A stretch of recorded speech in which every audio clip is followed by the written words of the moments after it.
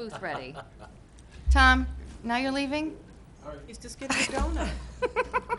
It's like herding cats. I'm telling you, this is mean, like I going know. on a trip with my 6 kids. Everybody's sitting here, and I Are we say there we're yet? ready, and somebody gets up. How much longer till we're there? Is the booth ready? He's been ready. I know. He said yes, I Dan. know. He's ready. I see him. He's made eye contact. Yes. All right. All right, now we're ready. Okay. We will call to order the Board of Commissioners special meeting for Friday, June 8th, 2018, for the purpose of interviews for county administrator. Will please rise for the pledge.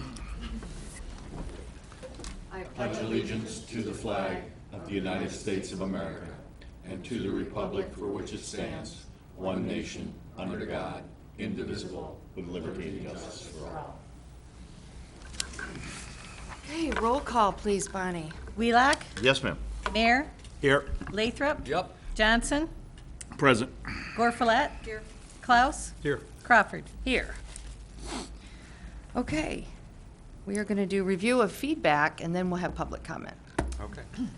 I'll James. stay at the mic first. That- yeah. I will distribute the comment cards, a summary of the comment cards. It's actually verbatim, though I did correct spelling, on the comment cards that we received last evening after the forum. I really appreciate the public input during the forum, and I'm sure the candidates appreciated the public questions and the opportunity to interact. Once you review the comment cards, as the chair suggested, it'd probably be appropriate for public comment. We do have both candidates available for interview this morning. I have 1 or 2 opening questions if you would like me to utilize them, but it's mainly for the commissioners to ask any wrap questions or final comments that they would ask of the candidates before you come back to the table and consider the 2 candidates for the next step, or for if you would like to appoint one. So that's our schedule for this evening. It's Whoa. It's still This yesterday for you, morning- isn't it? This morning. It's still So yesterday for me, too. I'm available for questions, but that is what is laid out for you this morning. Okay, so we'll take just a moment here to read through these and see if anybody has anything to say.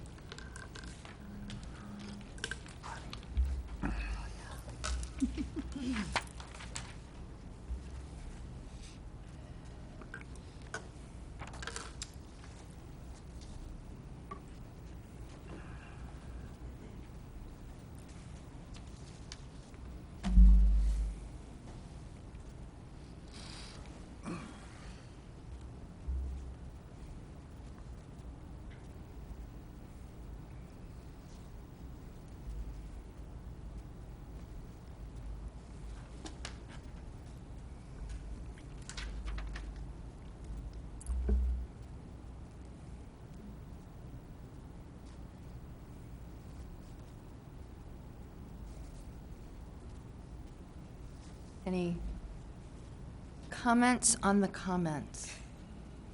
Any discussion before we? Got nothing.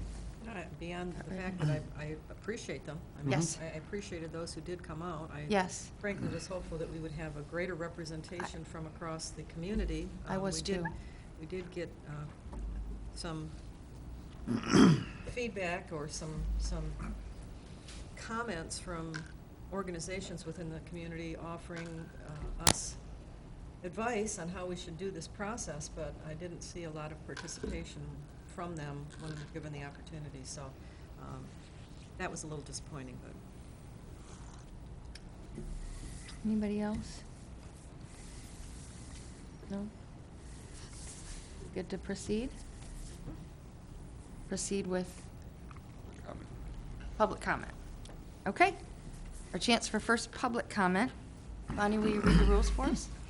Any person shall be permitted to address a meeting of the Board of Commissioners which is required to be open to the public under the provision of the Michigan Open Meetings Act as amended. Public comment shall be carried out in accordance with the following board rules and procedures.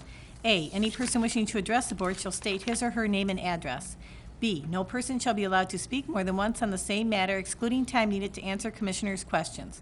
The chairperson shall control the amount of time each person shall be allowed to speak, which shall not exceed 3 minutes. Chairperson may, at his or her discretion, extend the amount of time any person is allowed to speak. Okay. With that, does anybody have any public comment to make before we begin? Nobody's awake. Chicken. All eyes on me, and no one standing up. So, we'll move on with candidate interview. Yes, if A little early, if that's okay. Mr. Hickner would like to come to the hot seat.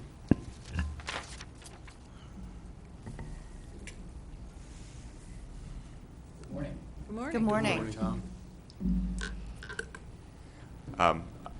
I can start with kind of an opening, and Please. then, but the real intent here is for commissioners to ask follow-ups or ask any question that they feel is important as before they consider the candidates for this last time. Thank you very much for participating last evening. I appreciated both candidates being available for that. Through this process, you've obviously had an opportunity to research and understand Grand Traverse County more than you did 6 weeks ago. Based on this process and what you've learned throughout it, what are the most important opportunities or challenges that you see that the county faces in the near term, and then to that point, that you believe you could provide support and help to the Board of Commissioners to address? Well, first of all, I think the commission has addressed the issue of the retirement, underfunding of the retirement system. At least everything that I've read, the approach that you've taken ought to be able to address that over the next, I believe it's 16 years. I know that you have several outstanding labor contracts that have to be completed. The vacancies in some of the key positions, I think, are very important. Developing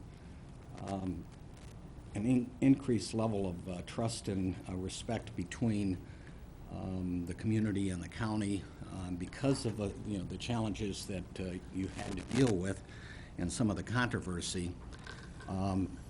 Being able to work cooperatively with the employees, with the elected officials, with the business leaders, civic leadership is something that really needs to be a priority.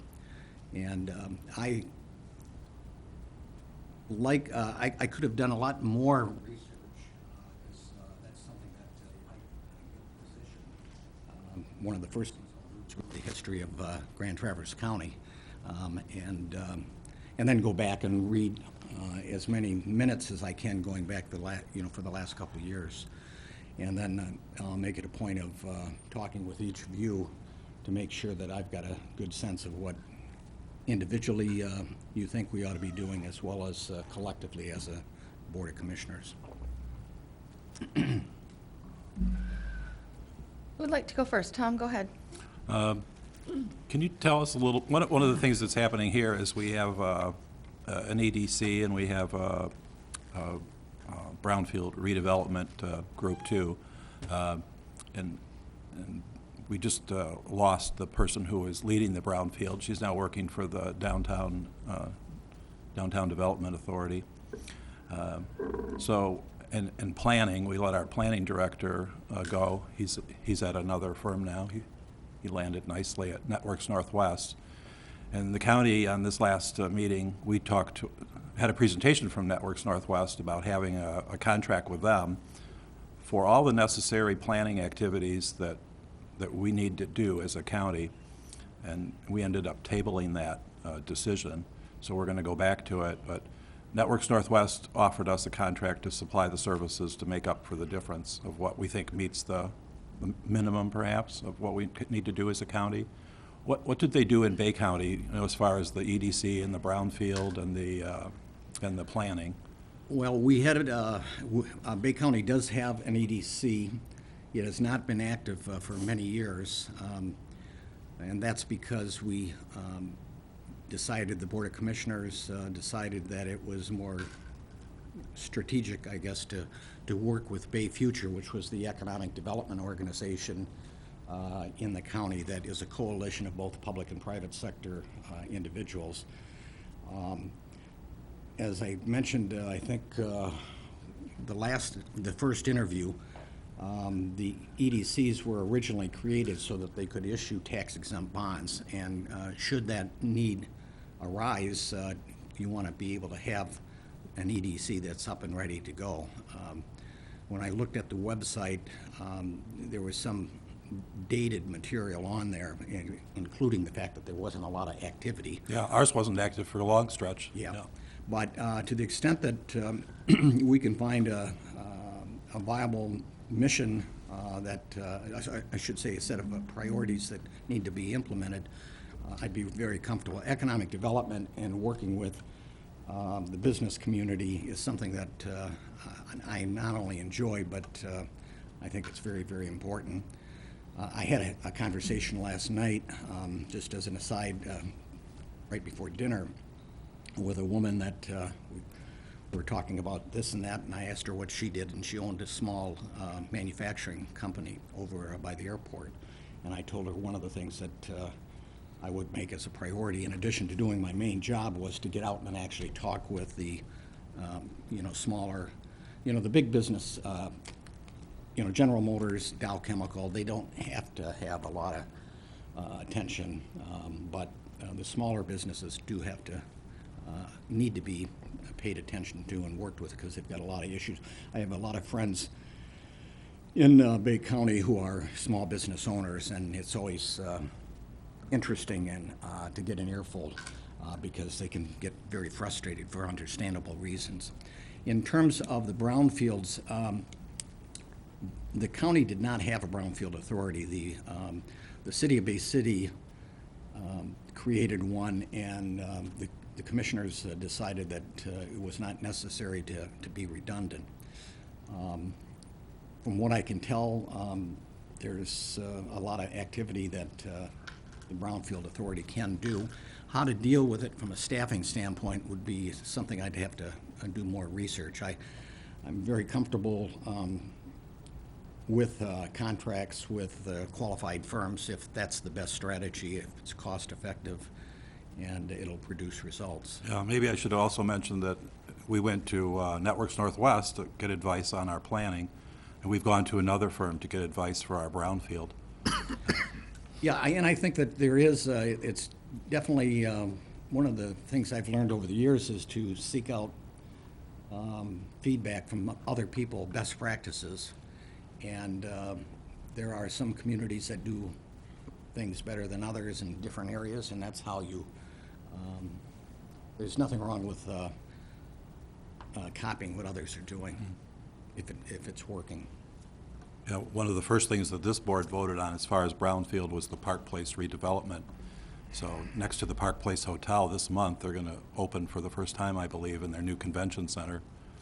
And that was part of a brownfield plan. Yeah, I stayed at the Park Place, and it's a very nice property, and the addition looks like it's going to be very popular. Okay. Bob? Yeah, I think we touched on this the first interview, and then last night there was a question about, and I think you brought it up, social media and our website and everything else. And,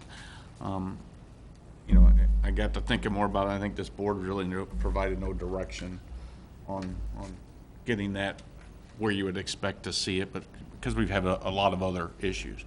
Where would you like to see, if someone was to search for Grand Traverse County, I guess, what would be your ideal look of what they're seeing there? Well, overall, the website seems to be fairly easy to navigate, but our oldest son, our oldest son, Andy, has a master's in information from the University of Michigan, now works for, was working for Yale University, and now is working for, in New Jersey. I don't know why I always forget this. He just started. But in any event, one of the things that he had a class where they had evaluations outside, had people take a look at it and give advice on how to put the website together, and I would bring that kind of expertise in. I think I've got a very good fundamental understanding of how to use a website and what it ought to contain. And the way we approached it is each department was responsible for keeping their content up, but at the same time, it's up to, in my case, the county executive and my immediate staff to keep track of it. So in the case of the role of the board versus the role of the administrator is that I'm certain that you all would say this ought to be a priority. It's a very effective way to communicate with the public, and it would be my responsibility to get it done. And how it would be designed, there are some websites that are very hard to navigate. I did not have a problem when I was looking particularly at the pages for the Board of Commissioners. I found it very easy to, I wanted to get an idea, okay, who represents what part of the county, and it was very easy to find. And sometimes you don't have that.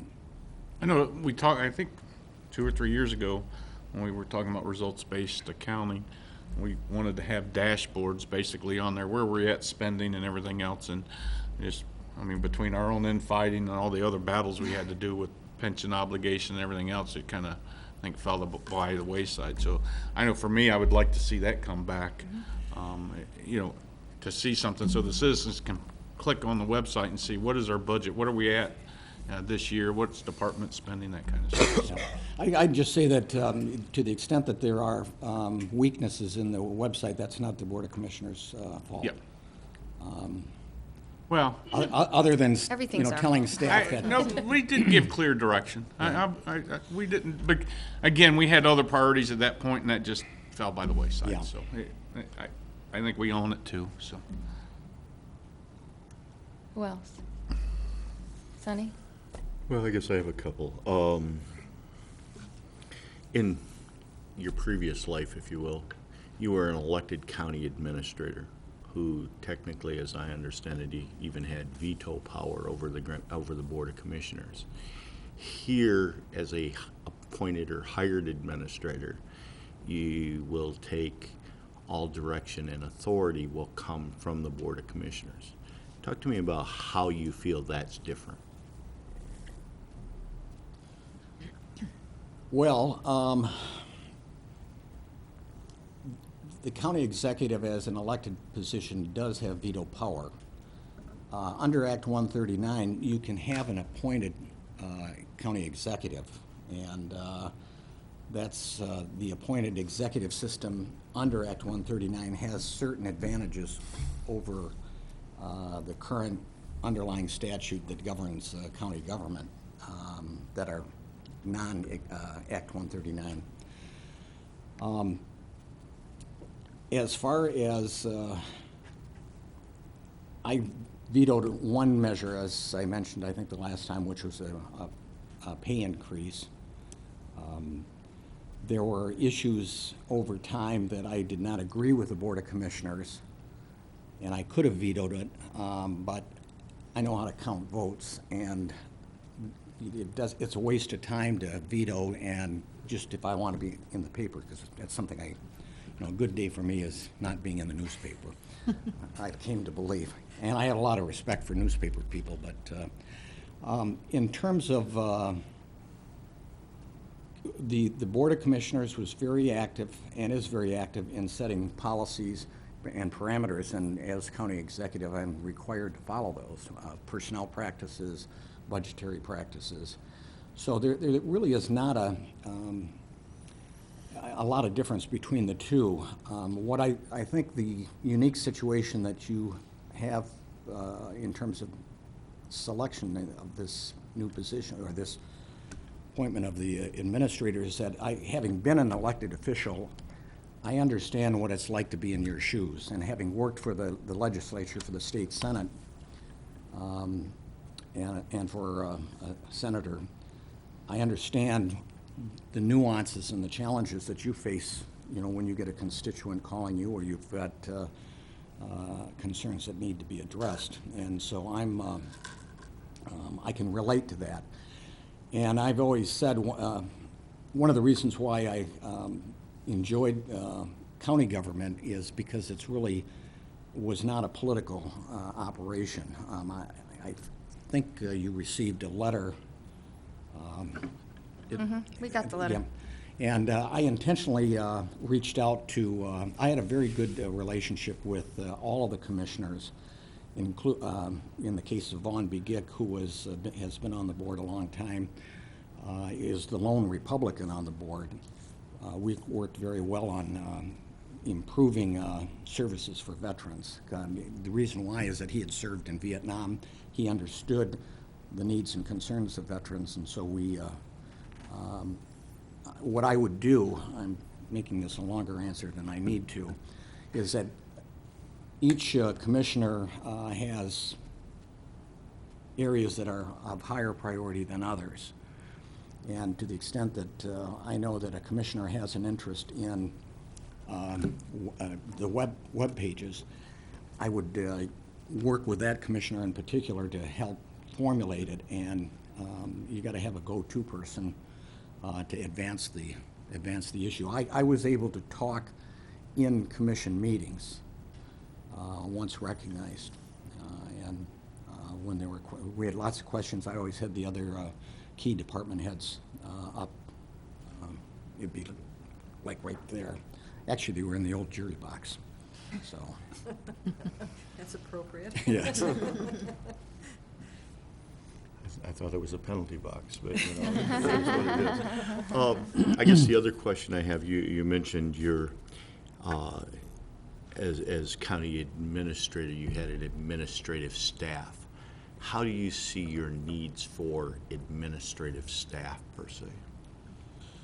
Well, in our case, I do all of my own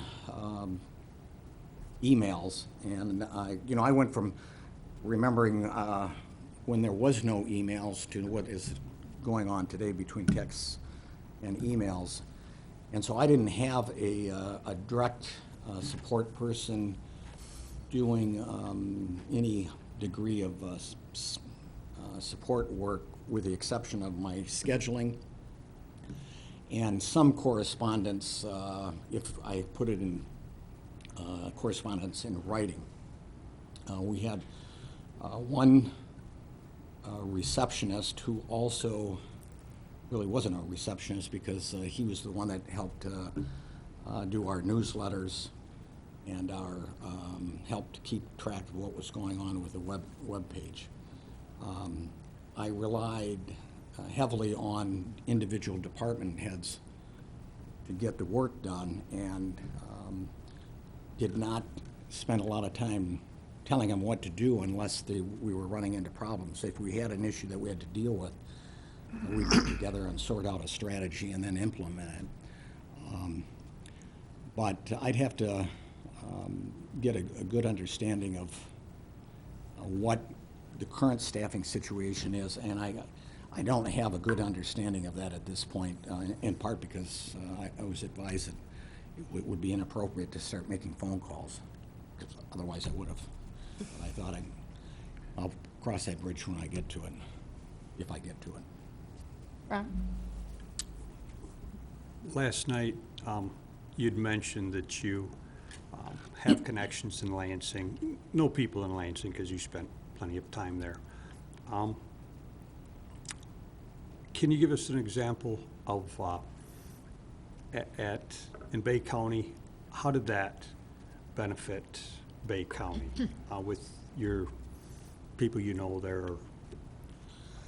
And, Well, and how can it benefit Grand Traverse County? Yeah, in a variety of ways. From the standpoint of working with the legislators, it's being able to, if there's a need for legislation, making sure that not only the legislators that represent Bay County, but that represent the region, can be enlisted for support. And one of the things that at the urging of Dow Chemical, we were able to put together a real good, what is called the Great Lakes Bay Region Alliance.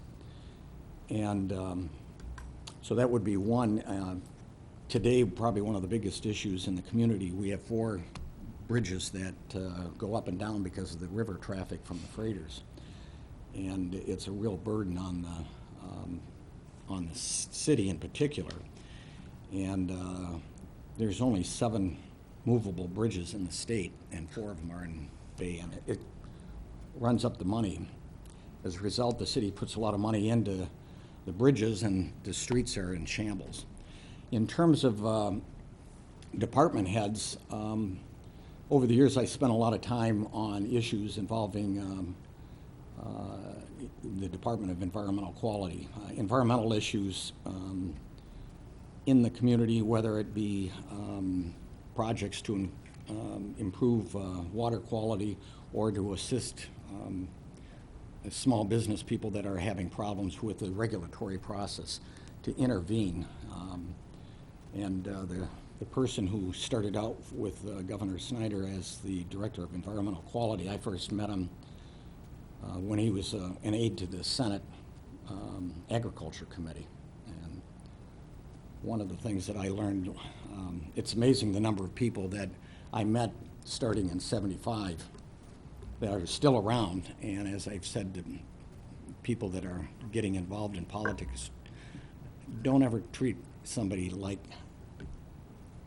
well, I won't use the word, because someday they may be somebody that you've got to be working for or with. So, but that would be the probably the 2 aspects: the legislators, along with the department heads and the department staff. And part of the challenge is just knowing who is responsible for what, and that was the benefit of having worked for the fiscal agency, is the best way to really get an understanding of what an organization does to work on the budgets. And that's what I did. Okay. Dan?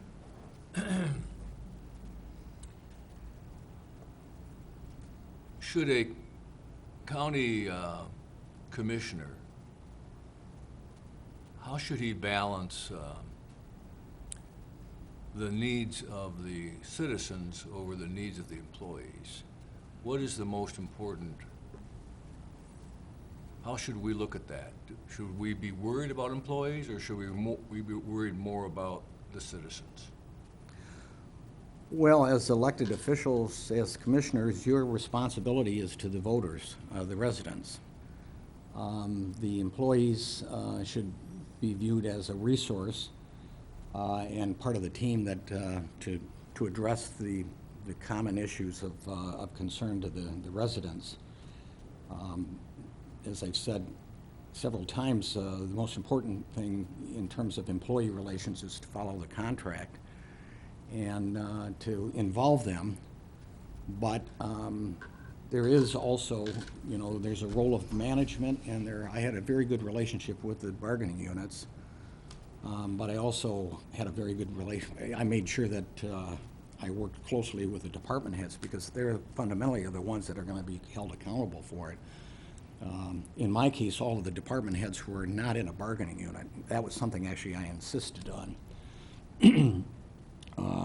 I don't know what the situation here is. Employees, almost all of them are, everybody else was in a bargaining unit, whether it be the professional unit, the managerial unit, or the steelworkers union. What do you think? You think a commissioner should be involved directly with employees, or do you think we should pretty much stay out of it? Well,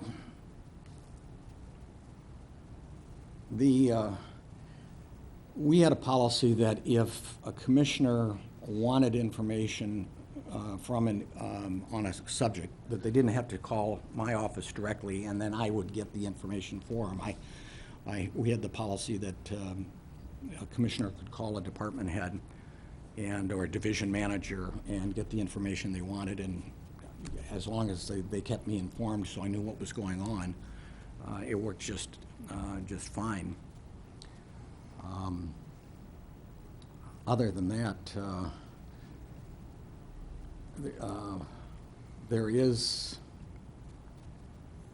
the tail should not wag the dog. And frankly, one of the things that I've heard is that that relationship of the employees is an issue. I don't know if that's true or not, but I've had more than one person tell me that. And so I think it's got to operate under mutual respect and trust and accountability. Thank you. Cheryl? Well, I wanted to ask you a non-governmental issue question. So, if you had the chance for a do-over, any aspect of your life, one do-over, what would it be? Well, I'd like to, I thought I was going to be doing renovation of old buildings, and I find construction fascinating. But I don't know. Don't know plumbing, and I don't know electricity. I know how to hold a hammer. They're important. Yeah, but that was something that I always thought I would like to do. But other than that, I feel very happy with the route my career has gone from being a staff person to being a legislator to being a county executive. I went through 1998, I was diagnosed with leukemia. And I ended up, the kind I had was what they call an old man's leukemia, but mine was very aggressive, chronic lymphocytic leukemia. And most people have it and you don't die of it. Well, mine was very, very aggressive. I did 2 rounds of chemo, 1 week. I spent a week in the hospital because I had no immune system because of the chemo. And then the next year, 12 months later or whatever, I did 8 months of it. I had 5 bone marrow biopsies. I don't know if you know much about bone, but it's like taking a screwdriver into your back and you can't numb it. And in my case, it would take about an hour to do. And the second to the last one I had, the doctors at U of M said, it's going to come back, the chemo's not working, you're young, you've got a perfect match with your brother, and you ought to go ahead and do it. And so we did, and that was, that really put some perspective on life. At the time, let's see, 2003, Andy was 19, Mark was 17, and Ann was 16. Mark doesn't even remember, I spent 5 weeks in the hospital. I didn't eat for 5 weeks. I was fed through a tube, and then I didn't work for 10 months, but I had a real good recovery. I don't have any problems at all, in that regard. So, I recognize that, I make a mistake a day, but I try not to look back too much because I can't do anything about it. All I can do is learn from it. So, but I'm very happy with the way things have worked out. And if things don't work out with us, something will, so. Thank you. Okay, I have one. Tell us what specifically you bring us that the other candidate doesn't. I'm assuming you know something about our other candidate. What do you have that he doesn't, that sets you apart? Well, first of all, I did watch his interview, his first interview, and it was obvious to me that he's appears to have a good working relationship with the commission at this point. I think the difference is, and I mentioned this last night, is that number one, I have the experience. There's very few issues that I haven't dealt with, and there's no substitute in decision-making than experience. The second is that I've got extensive experience in working as a consensus builder, not only within county government and within the public sector with the townships, cities, and the county, but also with the business community and the civic leadership, the not-for-profit. And I've have the experience of what is going on statewide. I'm I think, very well read on statewide issues. So, I enjoy and will get very active in the community to the extent that it's appropriate. And I got the time. There are some issues that I got a copy of the master plan from 2013. I started to read that. One of the things I was impressed by that, by the way, was just how much land is not devoted to people. And that, to me, is a good set of values. So, overall, I think I can cover every aspect of the responsibility and more. And I learn every day, and in this case, I'll learn some things because of just the nature of the community. It's going to be new to me, but that's not a problem. Okay. Anybody else have anything, any follow-up to what you've heard, or anything you have on, Bob? A comment, really, it's not a question, but, Okay. you know, in many of my discussions in the community and everywhere else about the candidates, more times than not, it came up, well, he's a Democrat.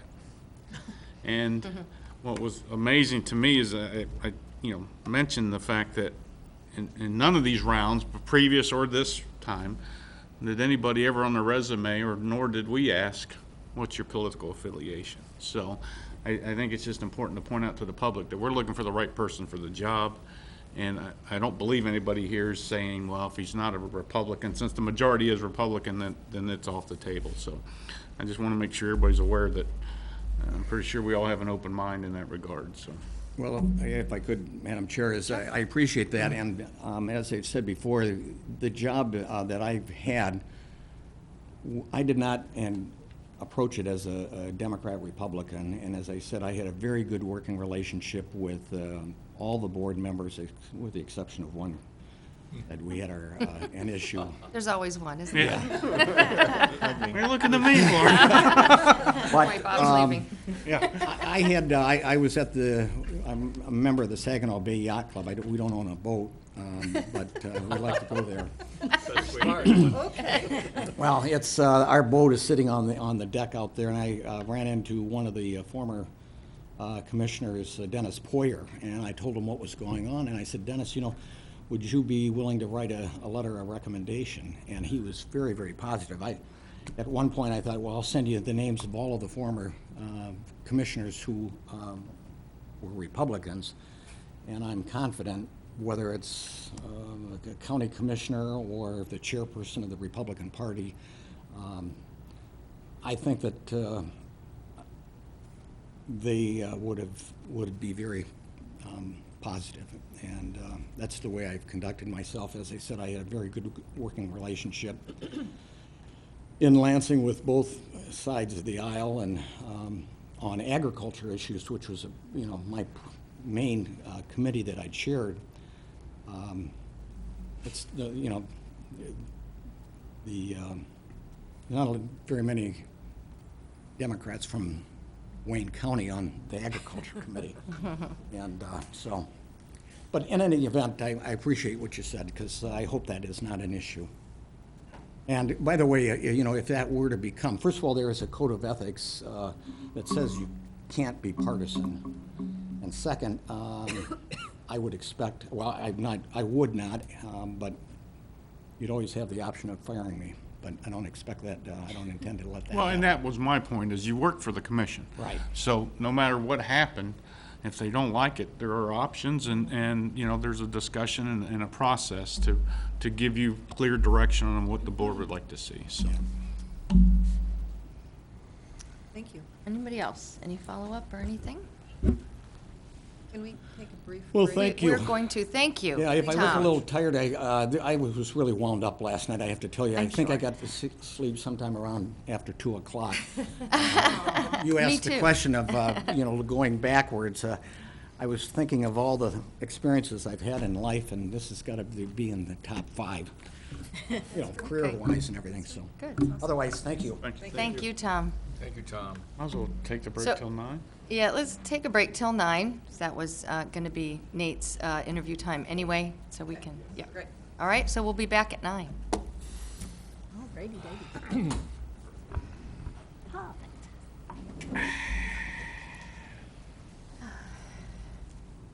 Some more tea. Yeah.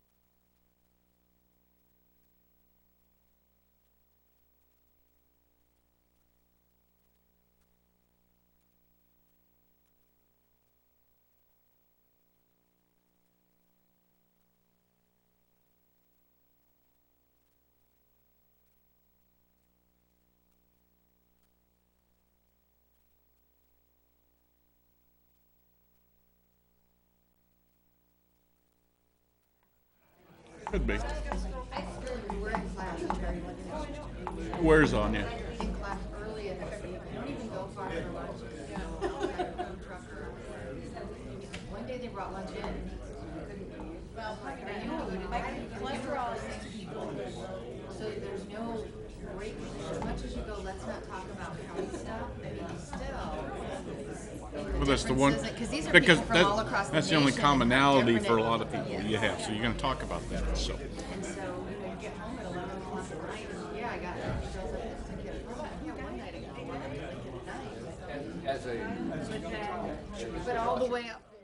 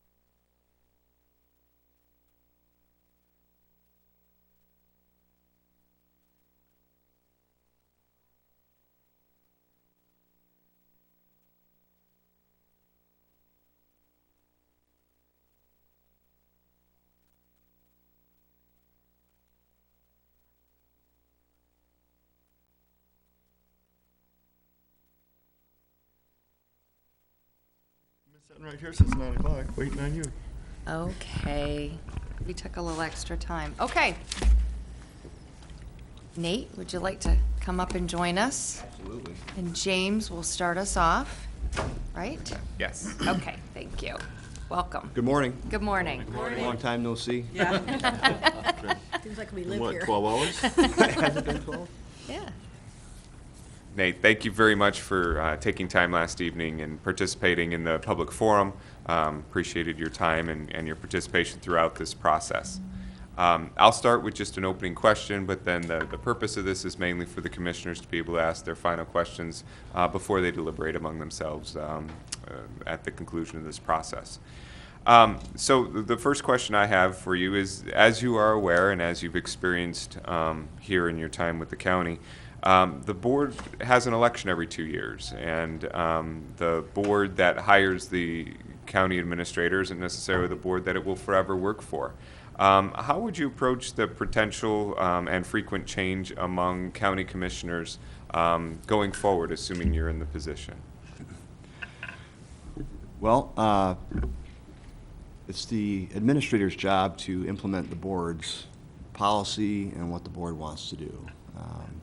It really should not be a position that is politically driven or leans one way or the other, because the administrator is not a political position. The administrator is a position that implements the policy. So I think what you could do from an administrator's position is to be supportive to the board members and to the opponents equally. The administrator needs to be open and transparent and be available to anybody that has questions or interest in county government. The board decides what we do and how we should do it, and the administrator puts it into play, and that's all they do. There should not be any preference or bias in either direction in terms of the election and the election cycle. As a new board member, if somebody is newly elected, I think it's the administrator's job to make them feel welcome, get them up to speed as quickly as possible to what is occurring within the county, and give them history as to what the progress has been and what the board's policy has been previously. That's my position on that. Who would like to go first? Let's go with Dan first. Or are you not ready? Who picked out your socks this morning? He's known Those are for his really unique nice socks. They are snazzy every day. You know, you cannot have too much color. And unfortunately, in these positions, we're sometimes a little dry, Yeah, right? I like them. Thank you. You didn't answer the question, though. That would be me. I picked them out. Oh, okay, well, I thought maybe it might have been your wife. Okay.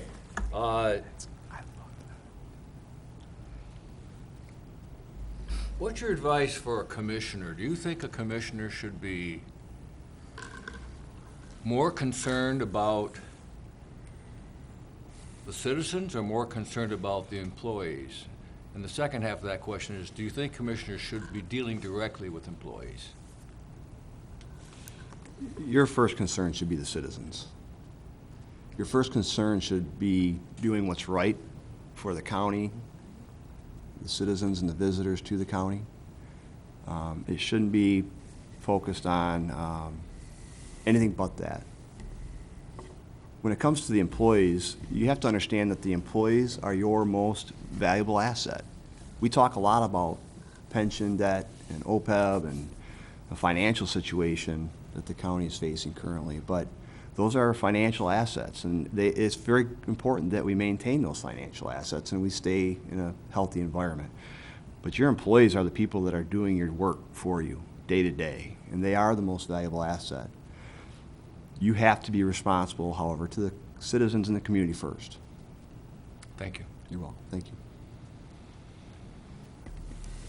Tom, and then Bob. All right. Last night, we did public forum, and one of the people that was there was Kent Wood. And back in the middle of May, Kent Wood wrote a forum in the Record Eagle, and he said he had seen a couple of things, and this is a quote from the paper that he wrote, the article. We need leadership and ability to create a culture throughout county government that is growth and service oriented.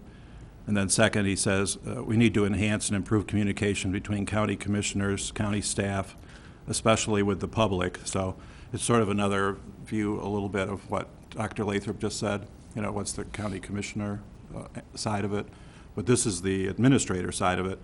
And when we're searching for a new administrator, this is what Kent Wood thinks we should be focusing on. And of course, he works at the Chamber of Commerce.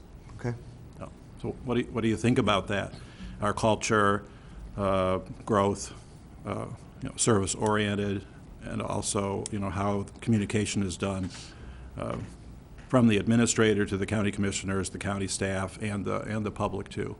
So, Well, the culture in the county has a significantly high potential. We have a great group of employees working for us, and the county commissioner has to tell the administrator which direction we want to go. The administrator's job is not only to be an administrator, but the administrator's job is to lead. And your employees want to do a great job. They want to provide a high service. And if you can convince the employees to want to work for you, they will do a lot better job. So the administrator's job in leadership is to motivate them to want to work for this county and want to do a great job. And you do that by respecting them.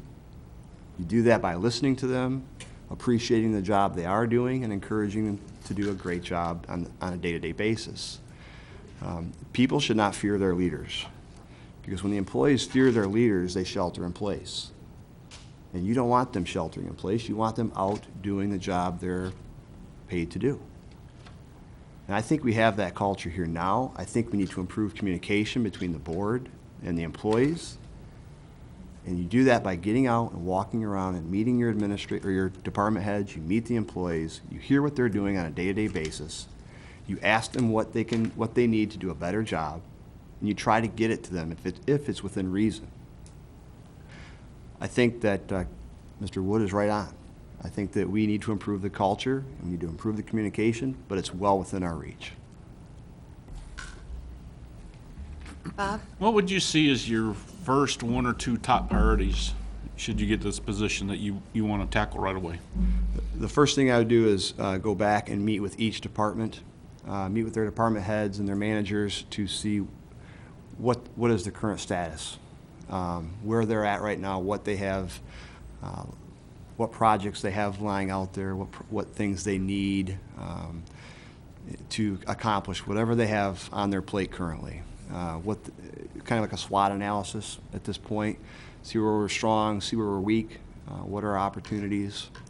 And I would like to hear from each and every one of them to kind of get a balance. Where are we? And then move forward with preparing some goals and objectives that we can present to you, and from those discussions. Do you have any, since you've been here a while, do you have any thoughts off the top of your head on where you think that direction's going to go? I think there's a lot of things that are occurring. There's a lot of programs being implemented right now. I think that, like some of the Commission on Aging, I was just talking to Cindy, we're working through some software issues there. We'd like to improve that system of accountability through the Commission on Aging. We need to get the IT projects up and running. We've been working with Ming to try to get the RFPs out and get the IT improvements moving. We need to get that done. That should be a priority over the next couple of months, because the board has indicated that's a direction we want to go, and we need to get moving on that. Okay. Sunny? We as an organization provide hundreds of different services throughout this community. Every one of those services comes with a cost, but someone in this community depends on that service. So I think one of our huge undertakings has to be to evaluate all of those services. We can no longer be everything to everybody. And I think that comes back to the idea that we need to go out and at least in my mind, we need to try to figure out what those services are going to cost and who's being served by them, and what the effect will be by changing those services. Per the earlier questions, I've always been accused a little bit about contacting county employees, but from my chair that I've sat in for a long time, they are the only ones that can tell me what services are working and what ones aren't. Do you have anything to add to that?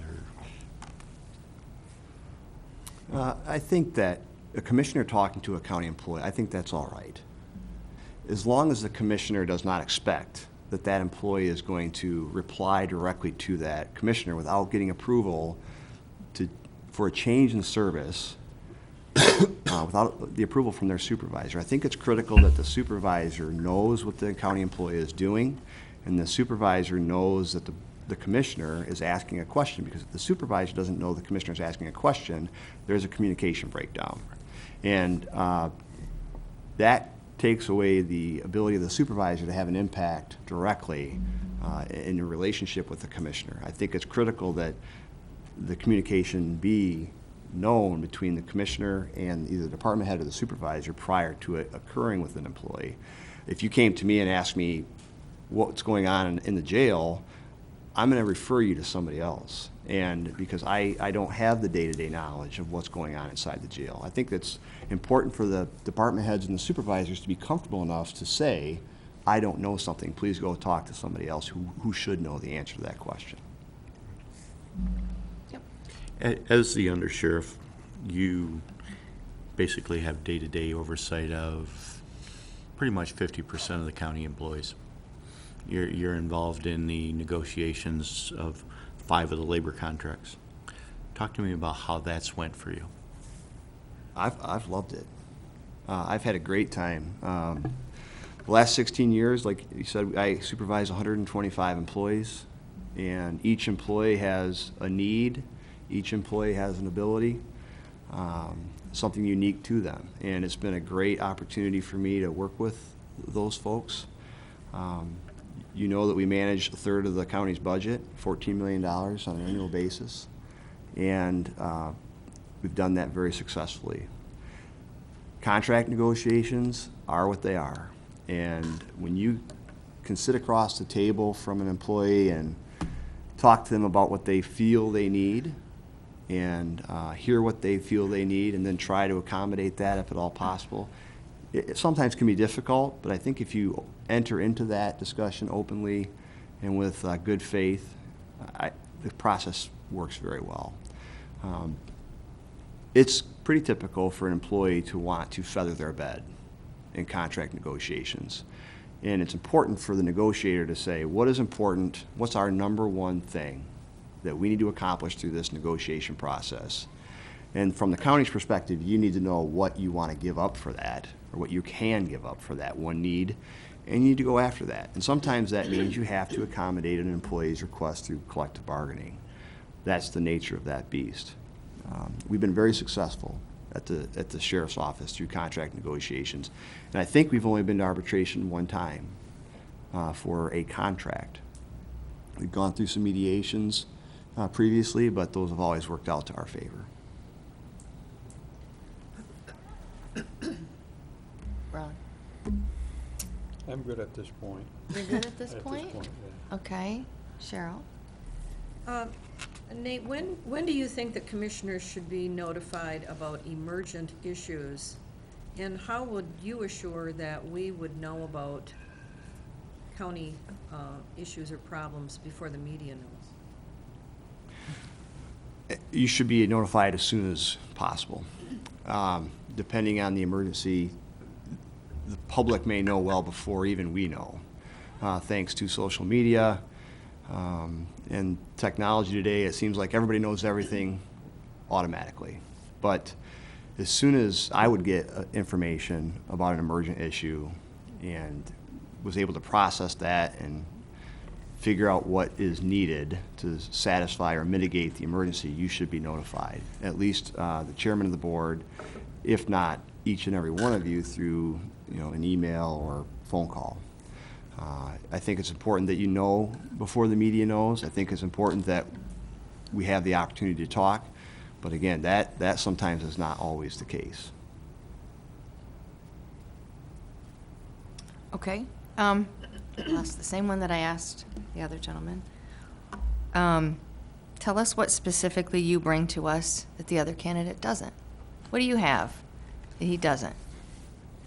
I have a lifelong history with Grand Traverse County. And with that history goes good and bad relationships with community members. I think overall I have a very positive relationship with Grand Traverse County. I have relationships with most township officials, most leaders within this community already. There's no barrier for me to cross to get to those discussions with those leaders and those local officials.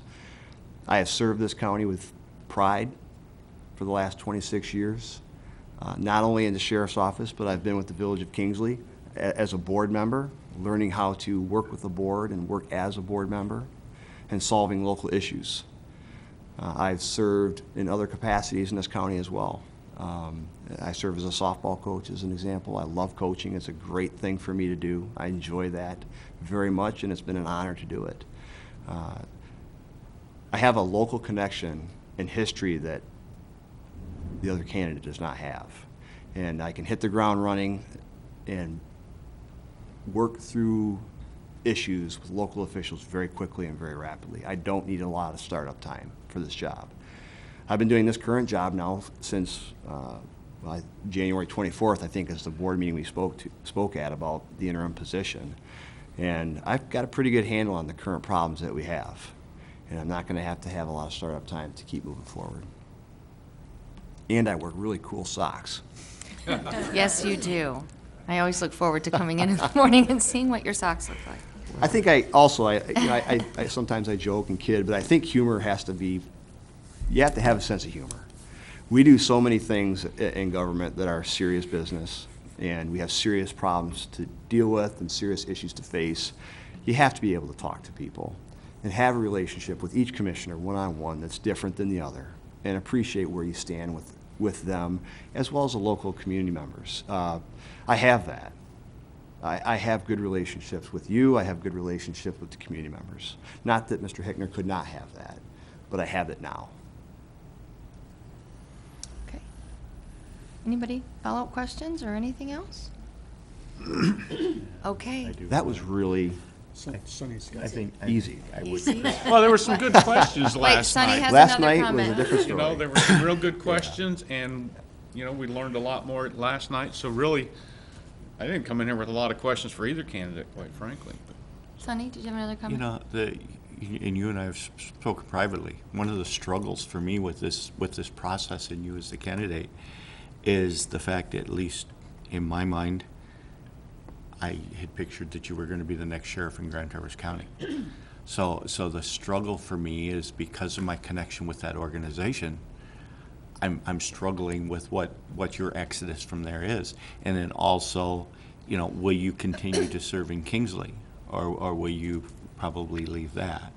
You know, and please understand that both of these organizations are very, very, very vibrant, and they will survive.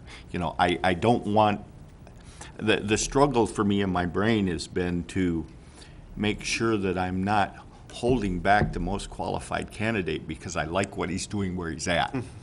You know, that's been a brain thing for me. But do you have any comment about these two organizations that you would be leaving to, or possibly be leaving to come here? Yeah.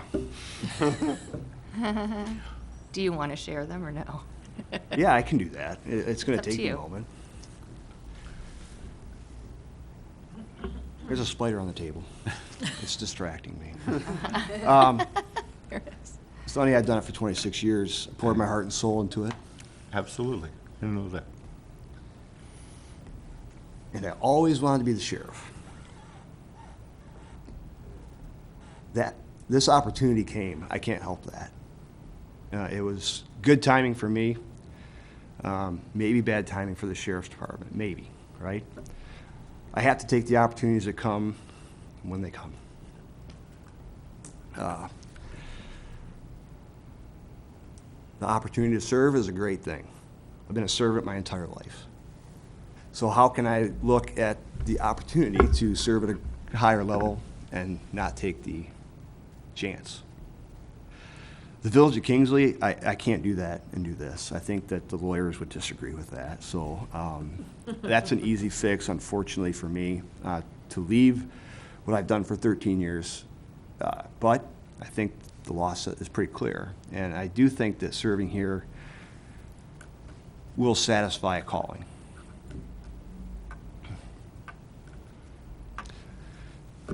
My apologies. Difficult It's question okay. for me, difficult answer for you. Yes. And I think I leave a man that I have a sense of loyalty to, yeah. And a job. My apologies. It's okay, just breathe. Tom, Okay. you gonna ask a provocative question? No, Give him a I'm going to moment. lighten it up. If I were, in a science fiction point of view, if I could combine the two candidates, you know, we would have the most excellent candidate, combining you with the other person. But I can't do that, obviously, so I have to make a choice.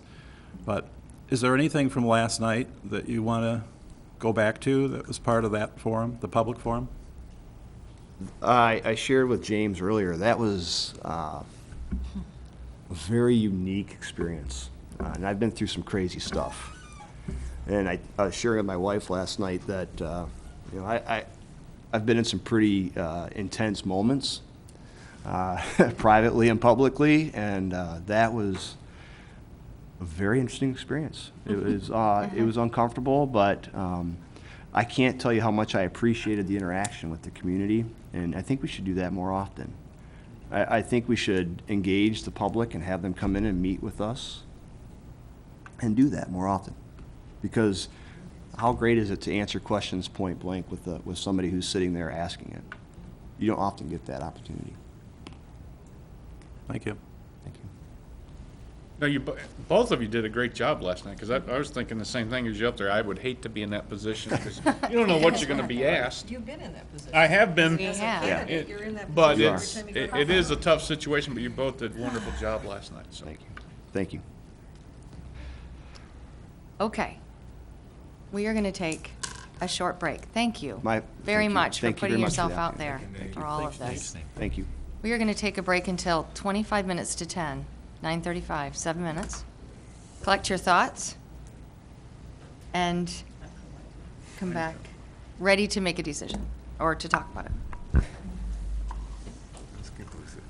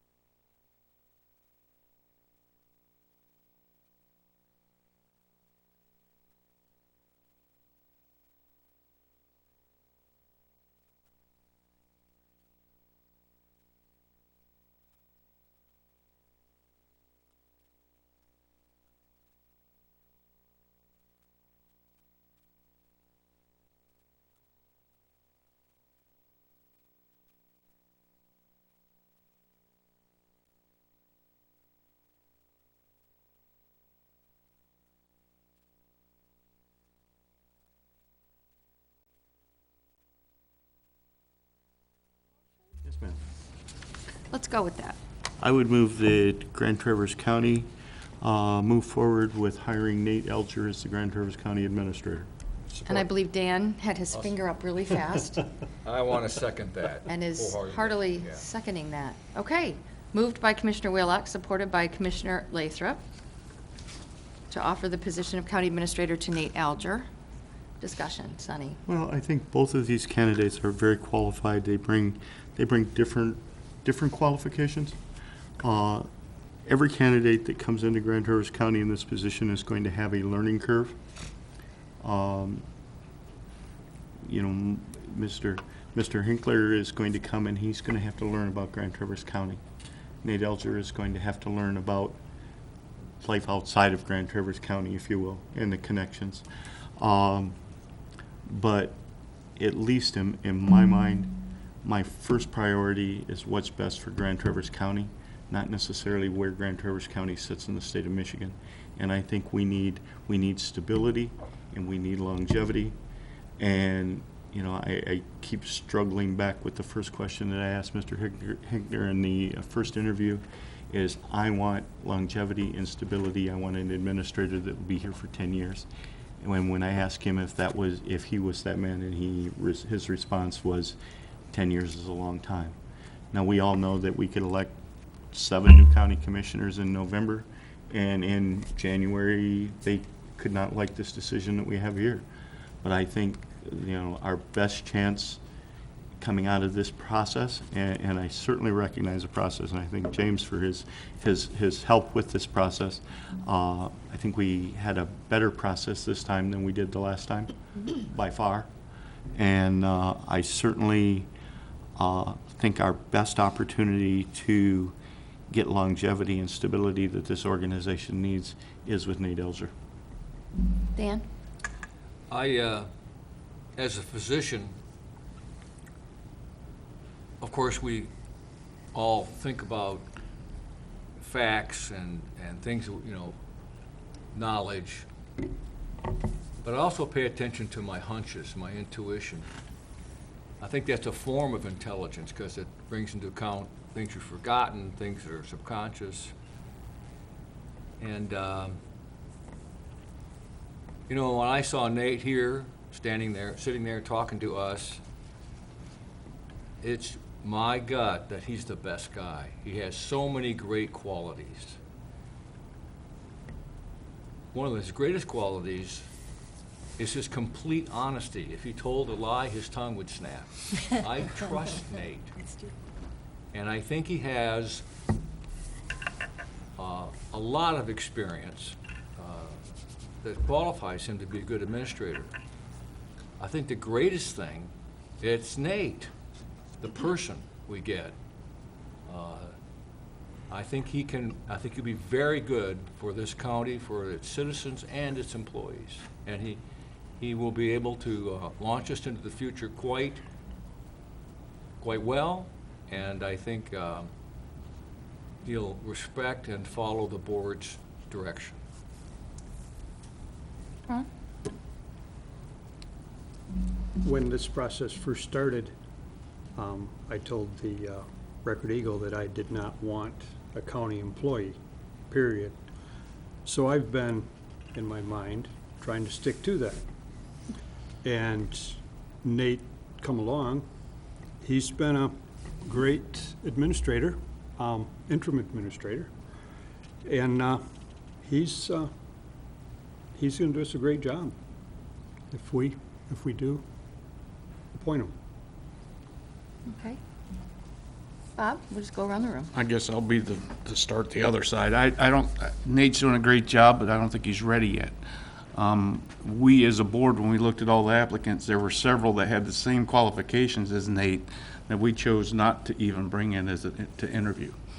I feel like he has even less qualifications than Vicky, and I didn't feel Vicky was ready at that point. I think Nate would be a great sheriff. I think he'd be a great deputy administrator at this point, but I don't think he's quite ready yet to go to that next level, so I can't support that. Cheryl? I guess I'm going to agree with Bob on this. I think Nate is a great person, and if we decide to go with Mr. Hickner and he feels that he needs a deputy, I hope that Nate would apply, because for me, the perfect solution to our crisis would be Mr. Hickner now, with his experience, not only his years as an administrator, but his experience with the state, his education. I do believe that he would have a very small learning curve. I think he would be able to manage very quickly.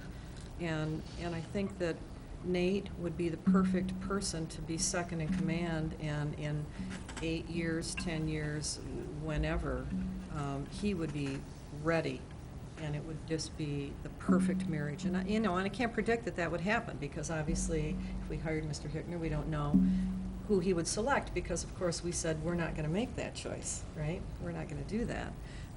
But I would think that if Nate were to apply, that he would certainly be a very strong candidate. And frankly, worst case scenario for the county is that he would be a great sheriff, and I think that that is what he's trained for. I think that's what he's qualified for, and I think he would be fabulous in that position. But I don't think that he is ready right now, and he's been doing the job, but he's been doing it as one of 3 people who's doing the job. And we're not hiring 3 people to do the job, we're hiring 1 person to do the job. We know that the other 2 are going to go back to doing their jobs. Actually, I think Chris has already gone back to doing his job as of the 31st of May. So Nate's a great guy. This is nothing against Nate. I applaud him for putting it forward. But you don't always get what you want the first time you go for it, and you shouldn't take that as a bad thing. It's you learn as much from the process sometimes as you do from the achievement. So I hope Nate knows that he's very highly regarded, but I can't support his becoming our next administrator at this point in time. Tom? Well, starting with Sonny's comment about the 10-year question, which was from the interview day 1, I think 10 years is a lot to ask of someone. He did say, he gave us an answer, he said 5 years, and I think that's reasonable. When it comes down to it, if we have a contract with the new administrator, it can't be more than 3 years, which is less than 5. And I believe we don't even actually have to have that type of a contract to hire an administrator. I'm not sure every administrator has had a contract. It's another way of looking at it. I agree with Bob's comment that he's not as qualified as Tom Hickner. Nate is not as qualified as Tom Hickner, just by the record, the record of work experience. And Cheryl's idea of having Nate be considered as the deputy administrator is the practical idea of my scientific idea to combining the 2 of them into 1 person, so you could actually have them working side by side. But again, we can't ignore that we did have an opening while Vicki was administrator for the deputy administrator, and there were a lot of applicants actually who were told that we weren't going to decide on a deputy until we got a new administrator, because the board was going to leave that up to the administrator and not interfere with that hiring. But those applications are all sitting in HR. Can't remember the number, but it's a significant number, 2 or 3 dozen perhaps. And if you, once the new administrator takes the job, they have to decide for themselves. I think Mr. Hickner said that he would consider not necessarily initially having a deputy administrator, I think those were his words, but that along the way in his 5 years, he would like to see some sort of succession planning in place, so that having a deputy would fill that succession type of theory. You'd have somebody in place who could be considered for the job of administrator after being the deputy. But again, you have to open it up to the public again if you're going to change the plan for hiring a deputy. And somehow you have to rationalize all the people that already applied and include them and maybe give them a priority because they did it first, perhaps. But in an ideal world, maybe that is the best combination, given our 2 choices, is that in the future, Tom Hickner is the administrator, and Nate or someone else is the deputy. Nate is definitely qualified to do the job, or else we wouldn't have asked him to be the interim, along with Chris and Dean Bott. The three of them really made a good team. They named themselves, they gave themselves a team name even. But I got to tell you that when this whole thing was starting, Nate contacted me directly before he made it public, and he asked me what I thought of him applying, and I encouraged him to do it because, for several reasons, it would get his name out there, and more people would know about him, and he'd have a platform to speak about what he would like to do to improve the county and the way this is run. And I think it actually, he's become a better county employee just by going through this process, which is a benefit to all of us. I wouldn't want him to leave being a county employee just because we don't give him the job of administrator, because I think he's valuable to the county. I think he's valuable to the community, but he just doesn't have the same qualifications as Mr. Hickner has. And I think we're lucky to have a man like Mr. Hickner apply, actually, because we had some rough and tumble periods where we didn't, the first time we asked for applications when Vicki was finally hired, we only had 40-some, I think, applications for county administrator, and this time we had over 90, 92 maybe. So we are improving in the image of the public for, people that want to work here. I also think we've improved greatly with our communication between this board and administration and the employees. I think the employees are more motivated now than they were a year ago, and that's progress in a lot of ways, that we're all getting along better. Thank you. Okay, so it's down to me. I was at this class for the past 5 days. The class was called The Art and Practice of Public Leadership. And we learned a lot of things about what it takes to be a leader. And as I sat and listened to Nate speak, he hit so many of them. And while there are qualifications on paper and experience, there is no substitute for the qualities of a leader. He can, well, the biggest one, the biggest definition they gave us is mobilizing people to do hard work that they'd rather not do, at least at first. He's done that, and he's shown that he can do that. He's ready to meet us where we are. I think the next commissioners that come in, he'd be willing to do that as well. So you have to meet people where they are, or they're not going to come with you. He acknowledges that discomfort promotes growth. It's okay to be uncomfortable. You need to grow. That's the only way that you're going to grow. That's it. That's how your muscles grow. You tear a muscle and it gets bigger because it thinks, I need to be better next time. So I won't be uncomfortable in that spot. I think that the county needs to grow, and I think that Nate will grow with us. So I think that he has a lot of the intrinsic qualities that Grand Traverse County needs. And there's no way that we can buy or teach the love for the community that he has. So that's my opinion. Any other? Sonny?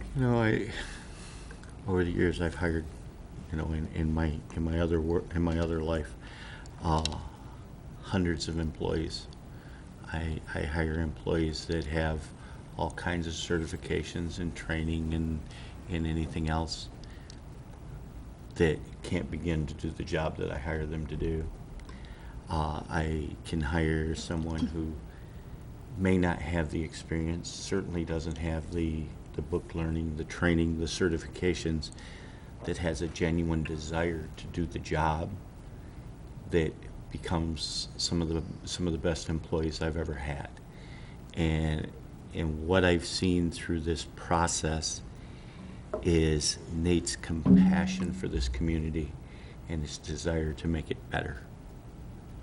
And that's why, that's the biggest reason I'm making this decision. You know, per my earlier comments, it's a tough piece for me because I know the hole that's going to leave in the sheriff's department. You know, Scott Fewens, the former sheriff who first named Nate the undersheriff, he and I have been friends for pretty much all of our lives. His mother gave my mother's bridal shower, so you know we've been connected for a while. You know, but when he was looking for an administrator to help him run the sheriff's department, Nate was his choice, and I absolutely know that the hole that this is going to leave in the sheriff's department, and that's important to me. But that resource that's been so critical to the sheriff's department is still going to be a resource available to our Grand Traverse County organization, and that's why I'm willing to make that decision. Anybody else? Yeah.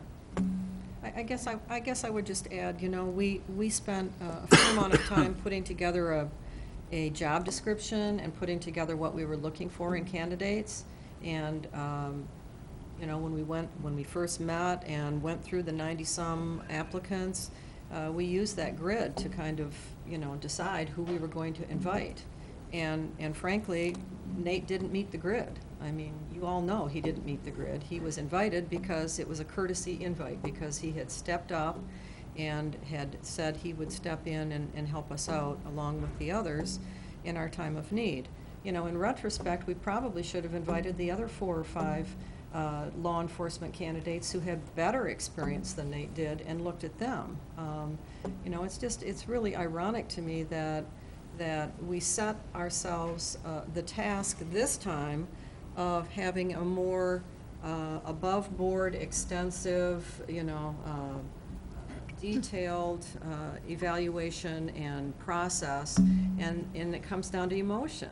And it doesn't feel like the right way to make a decision, you know, because everybody likes Nate and he's a great guy and he's lived here a long time. I mean, there's probably 6 or 8 other employees who meet the same criteria. They've worked for the county for 20-some years, and they get along with everybody, and everybody likes them. And I'm not sure that qualifies you to step into leading one of the largest organizations in the county with, you know, one of the largest budgets and responsibility to all the citizens. So, you know, I really encourage you to take the emotion out of it. This shouldn't be an emotional decision. This should be a pragmatic decision based on what we set down as the criteria, the educational requirements, the experiential requirements. I know that several of you did not want to hire Vicki because you didn't think Vicki had enough county administrator experience. Nate's had 4 months as a co-administrator. That's it. I mean, if you want to say that 16 years in the sheriff's department equates to county administrator, then we should have just hired, you know, someone who's been with the county for 16 years. Please take the emotion out of it and look at what we were looking for, because that's the only fair way to do it. If it was going to be an emotional decision, we could have saved a whole lot of time and process here and gone with the emotions. So just encourage you to be more logical. Yeah, you spoke about leadership, and leadership's not to sit and just do the easy thing. Leadership's about doing what may not be popular with some people, but you know, you mentioned doing the right thing for the county. I think we all are trying to do the right thing for the county, and I really feel, in my opinion right now, Mr. Hickner's the right thing for this county. I don't want to put somebody in there that has a huge learning curve, because we cannot afford too many mistakes made that could just turn us the complete opposite direction. So I think Nate's a wonderful guy, and it's a tough decision. You know, it's not easy to sit here and say, I don't think he's qualified yet, but I really do not believe he's qualified yet for that position. Looking at the comments that we were provided, it's not a heavy-handed lead as I go through and read them for Nate, but from the public comments from last night, the public must have been more impressed with the interviews that we had last night with Nate than was Mr. Hickner, but I don't know, I see the energy that he has. I look at myself, when I was a young contractor, being told that she's to undertake pouring 120 yards of concrete with just a small crew that you have in one day. I mean, the only way you're going to get it done is get in and get the job done. Don't listen to everybody that tells you no. I don't think Nate's the person that's going to listen to no, can't be done. I think he's going to be the person that's going to get the job done with energy and a with the young energy that he has, by comparison to me. So, thank you. For my part, I will say that when we sat in the session where we went through the all of the resumes, my decision to have Nate come to this level was not a courtesy invite at all. I have seen him work. I've seen him deal with people. Yes, only the past 4 months, but I've seen him deal with people before that too. But as one of the interim administrators, I've just seen so many qualities that aren't on the piece of paper. They're not on a piece of paper, and that's too bad that we can't put the qualities on the piece of paper.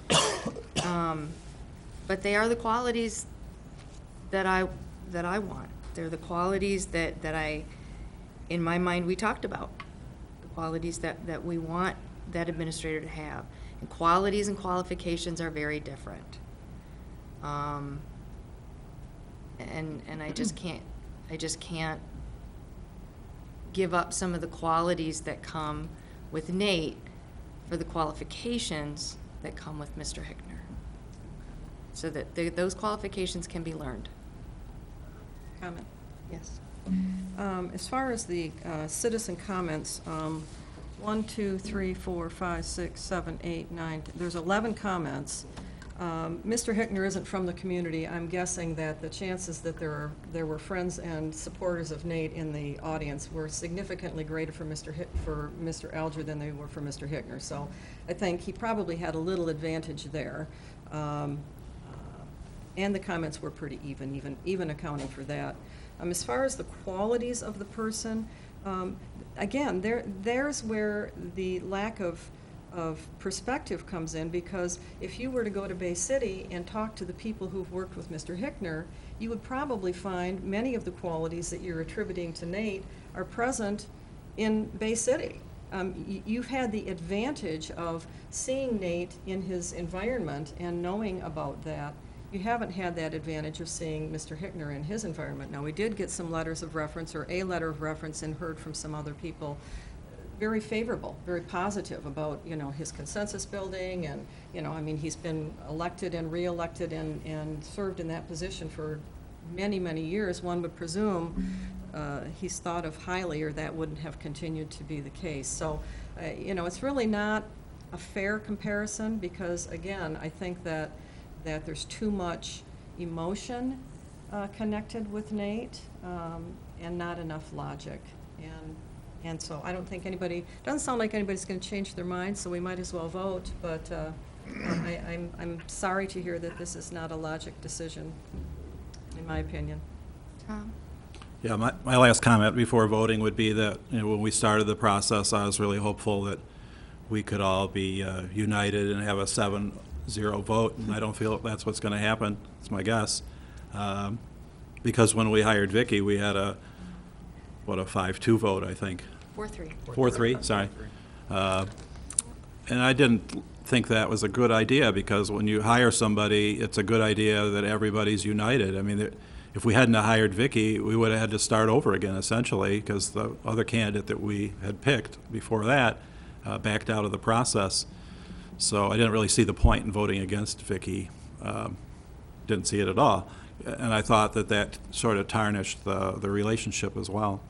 So I was hoping this time, we would approach it academically and maybe with not as much emotion as Cheryl's pointed out. because it looks like we're headed in the same direction, just a different result. And I think that's super unfortunate. I think that everybody should be open to the idea that that we're not going to lose Nate as a county employee in this transaction if we don't hire him as administrator. He's still going to be here. And he should be more than glad to have had the opportunity that he had. And we all trusted that it was a good situation. I think we all came out of it with more knowledge and learned from it, and that Nate did a good job, as did Chris and Dean helping him. But the point of it is, I'd like you to, as a board, be open to the idea that that Nate is staying with the county.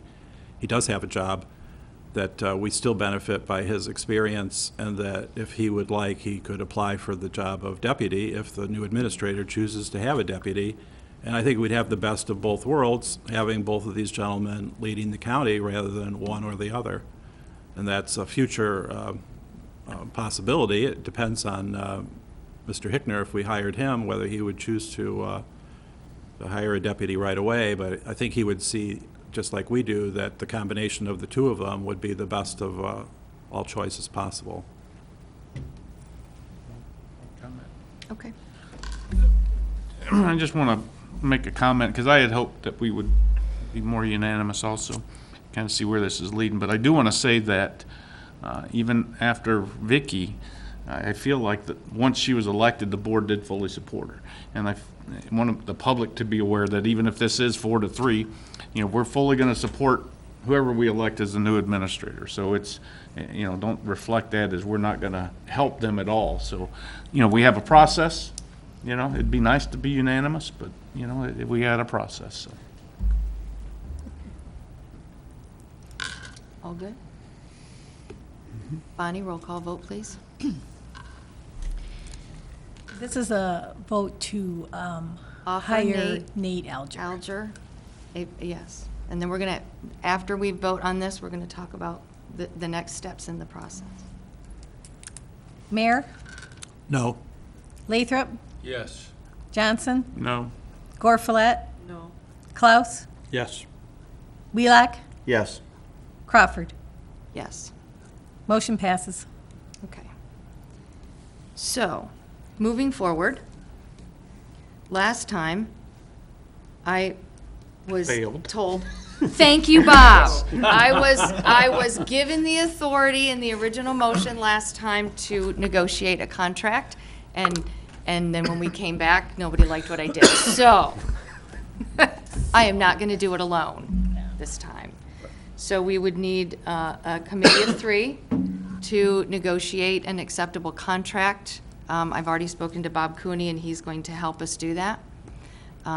So, I have a comment about it. go. We raised this pay in hopes of getting more qualified candidates. So I can tell you right up front that I do not expect to see this offer at the high end of the scale based on Absolutely. experience. Absolutely. We've all heard everybody else's comments. So, I mean, everybody realize where we are, I believe, right now. So, No, Oh. where are we? where are we? I don't know what you're talking about. All right, we are at the stage where we're going to have an ad hoc committee. No, To- what are you talking about, what he said? He said. We've that- heard, everybody in the room has heard the comments that there are at least several on the board who feel that Nate, in their opinion, was maybe not quite ready for this offer. So obviously, he would not be offered the top, the top number. I mean, Well, and keep in there has mind to that be the a number- negotiation. The number that he's receiving right now as interim is already a significant pay Correct. hike from what he Correct. was getting as undersheriff, Correct. so. So that is what we need an Needs ad to hoc be- committee to consider and take all these things to consider and decide what to negotiate with the help of Bob Cooney with Nate. So that will be, I will be on that. I need to. The advertised range was what, 120 to 140? I don't remember. Yeah. What was I'll it? tell you. Okay. And I don't think that that's relevant in this circumstance. I think we need to talk about the fact that we were advertising for people who had, years of county administrative experience, the education, et cetera. I mean, I think starting at the low end of what we offered is too high. I'll say that right now. Would you like to be on the ad hoc with me? Well, I think we should talk, because I Okay. think that No, the that's fine. commissioners ought to have some say on Okay. where we're headed with this. Tom? Okay, on salary, in the advertisement, it said the starting salary is 120 and the top would be 145. And in Nate's application, he was requesting a salary of $130,000. So, Okay. and I wouldn't agree with that at all, so. Well, and I do think we have to start at the low end because that's kind of what we advertised at 120. So he's gonna go from 82 to 120,000 Well, with. what he makes now, I don't think is relevant. Oh, well, why isn't it relevant? Well, How is his job changing? You just hired him based on what he's doing. no, he was moved up to a different rate for the interim, right? As interim county administrator, $82,000. That was not my understanding. My understanding was that he was moved up to the 104 that the deputy was making. I never saw it. We'll get that information. Yes, Dan? In all fairness to any candidate, we said we were going to hire, the lower rate would be 120, the higher rate would be that. He applied for that job. And to now say, whoop, we changed our mind, we're gonna pay you less than what we said was the bottom, I don't agree with that. I think we have to at least I agree. honor the lowest. I agree. Yeah. It was advertised at So 120, if so it can't 120 be is the less than low, 120. in my opinion, it can't be more than 120. Okay. Right, and you can put performance marks in the contract to say, And that's what would be know, negotiated. so, At what yeah. point are things, because I mean, Good things move. I think Nate will do a wonderful job. Absolutely. I mean, I have no doubt, the learning curve is gonna be there and could the county, so, I mean, let's it's see how he done now. does on the learning curve Yep. and maybe, yes. Yep. I think he's Okay? gonna eat it up. I think he's gonna do a great Okay. job. And I do have to say, didn't think I'd ever see where I voted the same as these two, so. It's an odd day.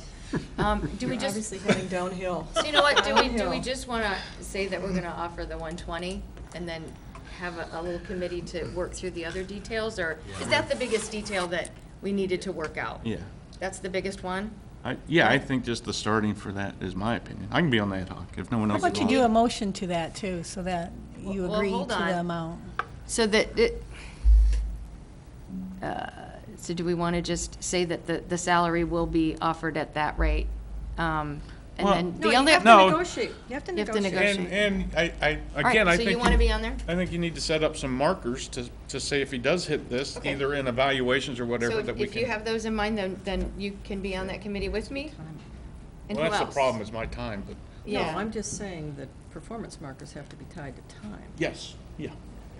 And Bob's done that before, I think, with other. You get benefits, right? 120 is the salary Absolutely. plus. Yeah, benefits. yeah. Well, sure. Oh, yeah. Okay. The benefits are generally the same as the other employees. Basically the same as all the other department heads. Correct. Who else wants to be on the committee with Bob and myself, or you just want me and Bob to do it? Bueller? And you said Bob Cooney. And Bob Mhm. Cooney? We think just go that's with enough. that? That's, Sure. I mean, it's gotta come before the And board Ron anyway. will come too. All right, Ron's excellent. gonna come All too. right. So 3 commissioners and Ron, and Mr. Carol, and Bob Cooney for Square. guidance and. And we'll get together quickly? Now. Hopefully, No, now? I got to 11:30, I gotta be somewhere. Okay, we'll so go no. see if Mr. Cooney's available, if I you're was available, actually- and we'll talk about it, because it would need I to can come come back back this to us. afternoon if you want. It would need to come back to us on our next meeting, which is June 13th, I believe. Okay, Next Wednesday. next Wednesday. That's our next meeting. No, we didn't have So one we next just had Wednesday. one day before yesterday. We don't have anything scheduled That for the would be a study 13th. I think session. it's the following week. The 13th, that's next week. That's Okay, why I'm sorry. saying next Wednesday is the Oh, is it? 13th. So if you're Oh, All thinking right, it's well, the 13th, calendar's that's out, next week. hold on, I'm sorry, I have things confused. 20th, The 20th is Fine. our next regular 20th. scheduled Yep. meeting. that's Okay. fine. So let's try to get together next week, I guess. We'll get it done. We'll get it done and come back on June 20th with the contract. So we don't really need a motion, because I've appointed the ad hoc to do this. And in the meantime, he will continue as the interim. Okay. Okay. We have to go with second public comment. There's nobody left. I don't have to. I think you're somebody. Well, we have, yeah, we have two employees and a public and a reporter. So, we have a number of James, reporters. thank you very Thank you. much for Do you have navigating any us Any through. Comment for us? Yes. No. No, I appreciate the opportunity. I've done this again. I know there was discussion after the first search, and we followed a process that has resulted in success both times. And so I'm glad for the positive feedback on the more elongated process that we did on the back end. We did have a shorter time on the front end because we didn't have to do some of the early work that we did the first one. So I appreciate the opportunity and wish you the best of luck. And if of course I have to say, if you need GovHR for anything other than a county executive course. hire, I'd be, in the near future, I'd be happy to come back and help you in any way I could. Thank you so much. Thank you Nice very job, much, James. Nice job. And with that, we are adjourned. Administrator.